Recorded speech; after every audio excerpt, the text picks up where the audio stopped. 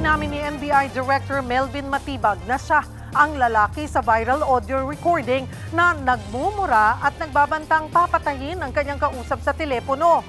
Pero paglilinaw ni Matibag, 2020 pa raw nakunan ang audio. Nadala lang daw siya noon sa kanyang emosyon. Katunayan, nagkaayos na rin daw sila ng lalaking kausap niya sa audio, ang kanyang kaibigan na si Melvin Sabio. Tingin ni Matibag, pakana lang ng trolls na ipahamak siya sa social media. Si Sabio naman, sinampahan ng reklamo sa NBI ang mga nagpapakalat ng viral audio dahil naapektuhan daw ang kanyang pamilya. 2020 po ho yan. Nagkaayos din ho kami, nag-uusap po kami.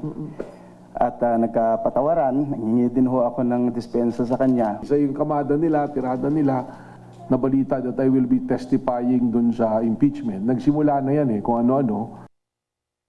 Mga kapatid, Cheryl Cosing po. Maging maalam at may pakialam sa mga napapanahong issue at headlines. Mag-follow at mag-subscribe na sa social media pages ng News 5.